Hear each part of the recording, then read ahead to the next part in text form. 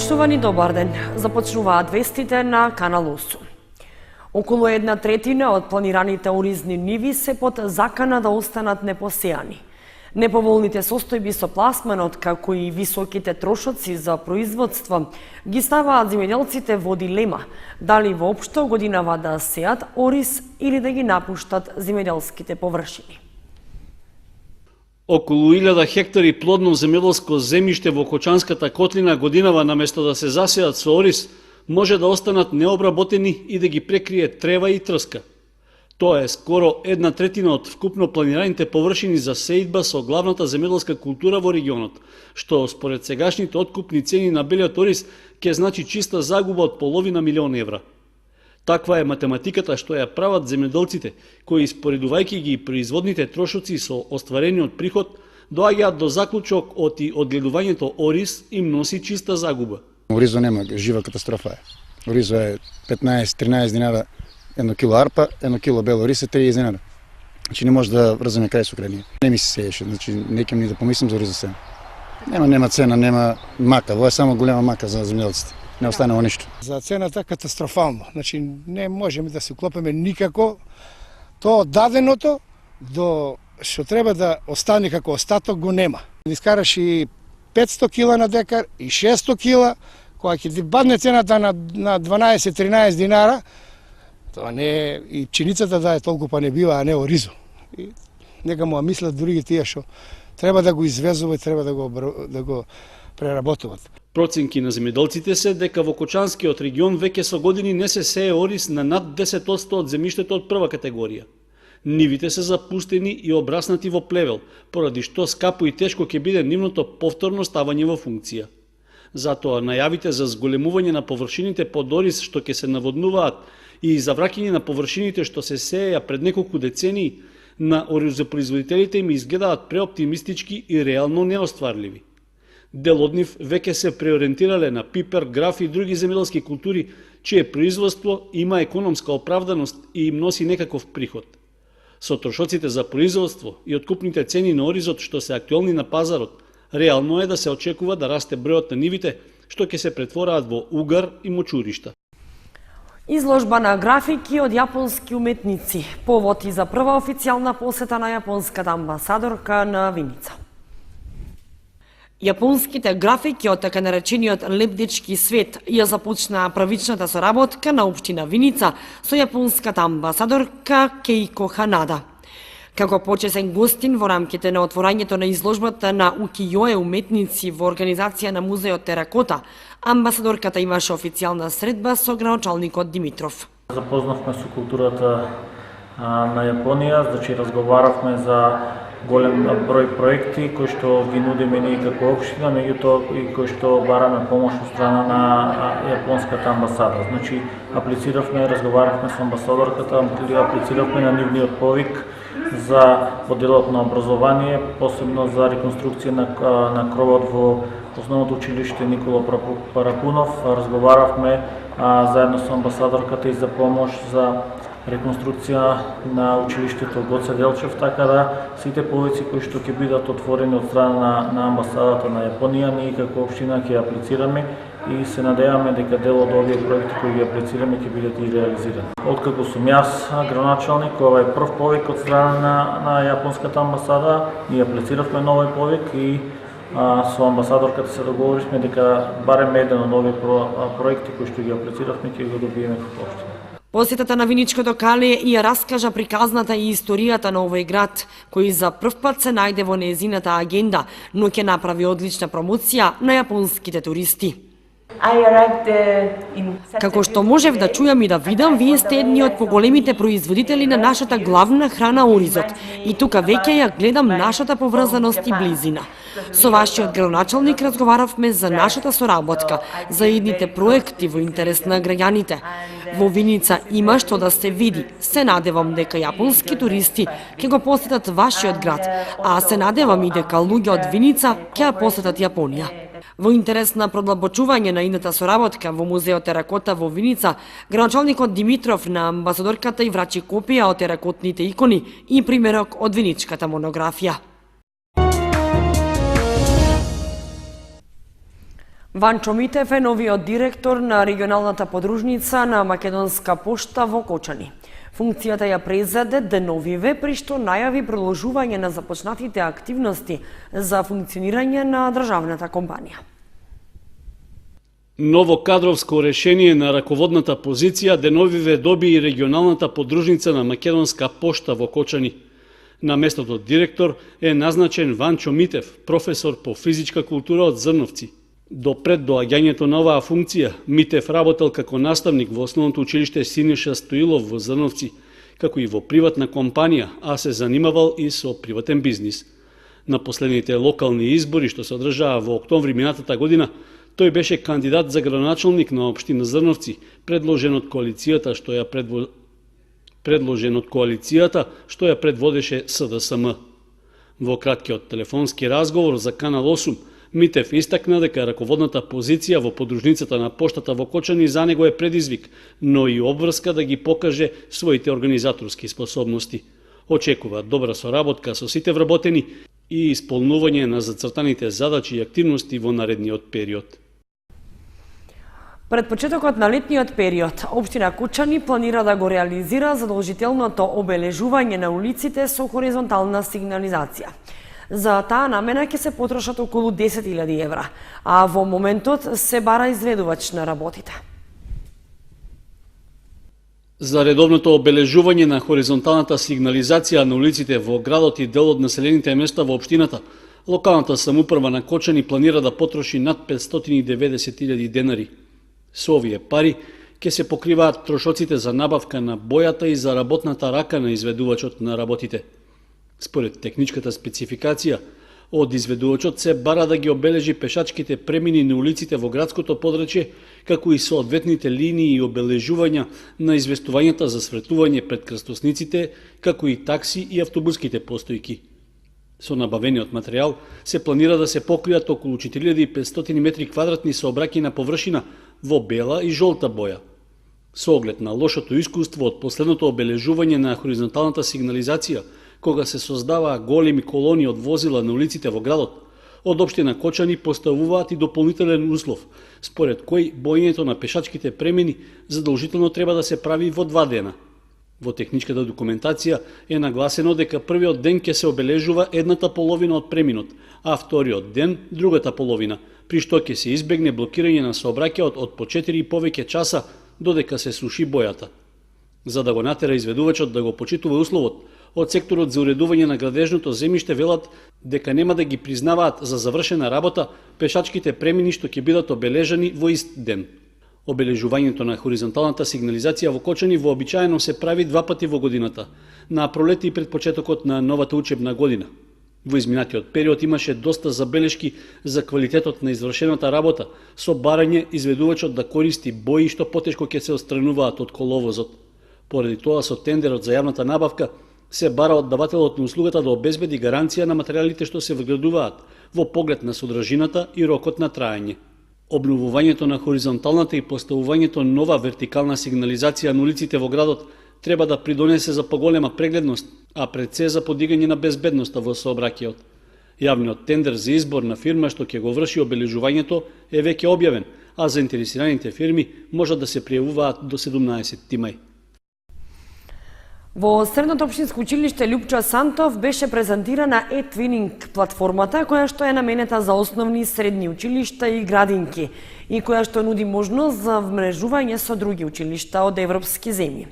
Презентација на сработеното имаше и e-twinning амбасадорката, професорката во гимназијата Весна Кушевска. Националната агенција за европско образование и мобилност објави конкурс од 4,7 милиони евра за едукација и модернизација на образованието, за јакнување на вештините и можностите за вработување, модернизација на образованието и подобрување на конкурентноста на човечкиот потенцијал и на националната економија е една од целите на e-twinning платформата, која што беше презентирана и во Кочани. Во Средното општинско училиште Лјупчо Сантов се одржа работилница на која беа презентирани придобивките од e-twinning платформата. Има можност за професионален развој, односно има онлайн семинари, настани за учење и така натаму, кои што се бесплатни. Обично тоа се настани кои што се одржуваат во попладневните часови, наставникот си се приклучува, му треба компјутер, слушалки, си го следи настанот и за тоа се добива сертификати. Значи покрај тоа може се има ИКТ алатки разни кои што може да ги научат од оваа e-twinning од платформата и кои што може да ги применуваат на своите часови. И главно тоа е правење на партнерски проекти заедно со ученици односно наставници, заедно со своите ученици од други земји од Европа, и исто така може да прати национални проекти заедно со наставници од земјава. Тоа се виртуелни проекти, нели, кои што тие ги прават и понатака се добиваат сертификати, односно тоа што го имаат сработено. Самите наставници онака преку годината си работат постојано проекти, меѓутоа сега да кажеме имаат можност да ги стават тие проекти во оваа платформа и да може да покажат, нели, да споделат што сработиле, а и да разменат, нели, со други наставници од европски земји. Учениците ја прифатија e-twinning платформата и сакаат да учествуваат. Како и сите проекти во кои што оваа година ние учениците од гимназијата земавме активно учество, еден од проектите е e-twinning платформата, која што во нашиот живот представува еден голем плюс со кој што не би можеле да се стекнеме во нашето формално образование. Ние имаме одредени придобивки со кои што би ни помогнале во делот на животот, а не би можеле да ги најдеме во образованието. Например, разменуваме информации со помош на e-twinning, со чија помош и контактираме, односно се допишуваме со другарчиња кои се наоѓаат на различна територија, потоа разменуваме различни информации, се дружиме, контактираме, а ги усовршуваме и нашите вештини за зборување на англискиот јазик. Потоа ние објаснуваме за нашата држава, кои се нашите традиционални јадења, некои обележја за нашиот град. Исто така и нашиот професорката по математика Весна Кушевска оваа година е изберена за амбасадор, e-twinning амбасадор. Денес во нашето училиште има и тројца представници од Националната агенција од Скопје. e-twinning работелниците се во организација на Националниот сервис за поддршка на Република Македонија во рамките на Националната агенција за европски образовни програми и мобилност e-twinning. Преку различни работелници се споделуваат искуства и можности од повеќе земји, а присутните имаат можност да ги осознаат најновите искуства во образованието, но и можностите за обуката и младинската работа да добијат основни информации за начинот на кој што може да се вклучат и да ги искористат поволностите што ги нуди програмата. e-twinning семинарот е дел од Erasmus Plus програмата, во чии рамки се организираат низа активности во повеќе градови, меѓу кои Кочани, во насока на што поголемо промовирање на можностите и програмите за доедукација, волонтерска работа и истекнување практични работни искуства во земјите од Европската Унија.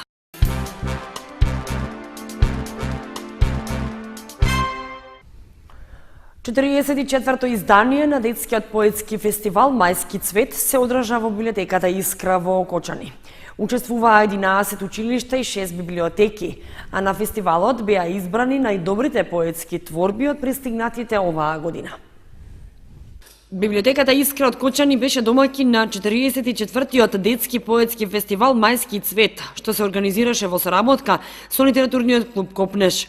На фестивалот учество земаа 11 училишта и 6 библиотеки од Македонија, така што пристигнаа вкупно 33 творби, од кои според пропозициите на фестивалот во конкуренција влегоа сите 33 творби. Учество земаа училишта од Кочани, Оризари, Зрновци, Чешиново, Соколарци, Облешево, Штип, Лозово, Крива Паланка и Скопје. Од библиотеки учествуваа установи заедно со нивните литературни клубови од Пекчево, Делчево, Виница, Радовиш, Свети Николе, Пробиштип, Велес, Струмица, Куманово и Лозово. Од пристигнатите творби, првата награда или грам при наградата Димитар Гогов ја доби Теона Грубанска, ученичка од основното училиште Методи Митевски Брицо од Лозово, чиј ментор е Ленче Китанова, за песната Домот во срцето мое. Втората награда и припадна на ученичката Марија Николова од основното училиште Страшо Пинџер, село Соколарци, Чешиново, Облешево, за песната Среќа под менторство на Тодорка Стоименова. Трета награда освои Мартина Пулковска од основното училиште Никола Карев од Кочани под менторство на Гордана Јефтимова за песната Мечти без граница. Да кажеме дека далечната 1974 година е одржан првиот фестивал во нашата библиотека, тогашна матична библиотека Искра, а еден од иницијаторите нашиот долгогодишен колега тука во библиотеката, инаку член на Друштвото на писателите Димитар Гогов. По него е насловена и првата награда на фестивалот, која се вика Гран При Димитар Гогов. Значи, можеме да кажеме дека овој фестивал на детска поезија во целост го исполнува културното живење на општина Кочани и стана еден вид културен бренд на библиотеката и на самата општина Кочани. Секоја година интересот фактички ние го насочуваме кон источниот регион на Република Македонија и покануваме поети, детски поети во организација на основните училишта, на библиотеките и на оние библиотеки каде што има литературни клубови.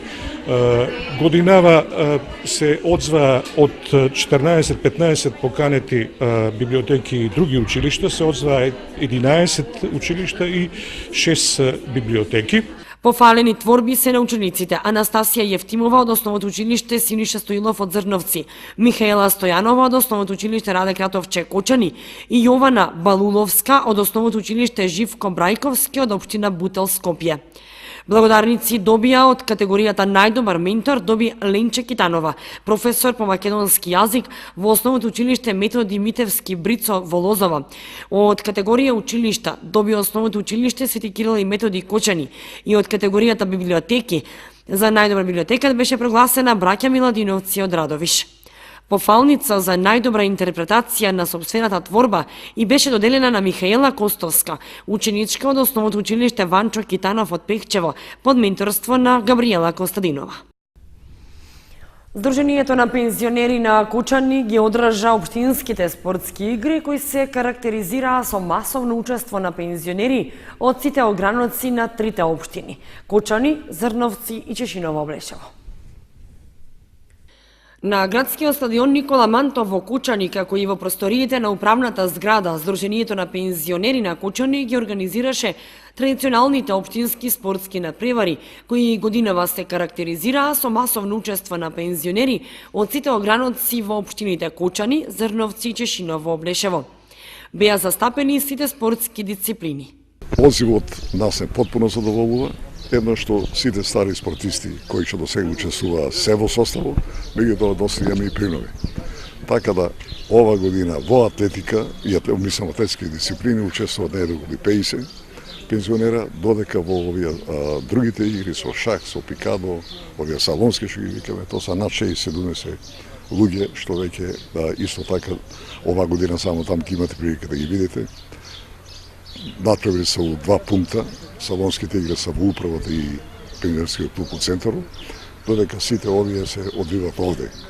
Ние исто и у кошарка и у фудбал имаме доста кандидати, они се надпреваруваат одма на игралиштето, кај тениското игралиште до стадионот, па бидејќи сме ние и домакини на 16 републички, 16 овие регионални спортски и пионерски игри, така да на тие терени кај што ќе се обават, ќе се одржат тие надпревари, на тие терени ќе ги извршиме сите тренинзи, за да може подготовката да биде и физички и психички на ниво, бидејќи психички во момент, ако тренираш на едно место месец дена, редно е да имаш победоносен дух и да победиш и на самите регионални игри. Најуспешните поединци ја сочинуваат екипата на Сдруженијето на пензионери Кочани, која што во средината на наредниот месец ќе настапи на регионалните спортски надпревари, кои што годинава ќе се одржат во Кочани, а домакини се кочанските пензионери. Најуспешните од регионалните ќе настапат на Републичката Олимпијада, што ќе се одржи во септември во Скопје.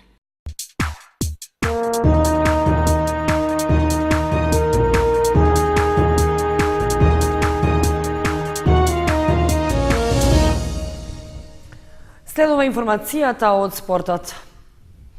Се одиграа надпреварите од 20-тото коло во првата фудбалска лига во женска конкуренција. Женскиот фудбалски клуб Кочани доживеа уште еден пораз на домашен терен, и тоа од екипата на Борец од Велес. Женскиот фудбалски клуб Кочани ја продолжува агонијата и серијата високи порази, без разлика дали игра на домашен терен или пак гостува. Во рамки на 20-тото коло од првенството во првата фудбалска лига, нашите фудбалерки пред пладнето на стадионот Никола Мантов се сретнаа со тимот на Борец од Велес и загубија со 3:0. Катастрофата можеше да се насети уште во првиот дел, во кој велешанки прикажаа поагресивна игра и почесто беа на половината на домашните. Тоа резултираше со 3 погодоци, со кои и се отиде на пауза. Во вториот дел, сликата на теренот не се промени, поради што и остана водството на Борец, со кое ги освои 3 бода. Кочанскиот женски прволигаш имаше само 2 посериозни шанси да го ублажи поразот, но на Георгиева и недостасуваше поголема прецизност, па нејзините 2 шута завршија во стативите. Подмладената екипа на ЖФК Кочани уште еднаш покажа дека не може да биде силен противник и достоинствено да им се спротивставува на своите противници, па останува на досегашните 17 освоени бодови. Со тоа, екипата е на дното на табелата, односно на 9-тото место. Во следното коло повторно ќе биде домакин и тоа на надпреварот со тимот на Топ Гол од Битола, кој има 3 бода повеќе и е едно место погоре од нашите фудбалерки.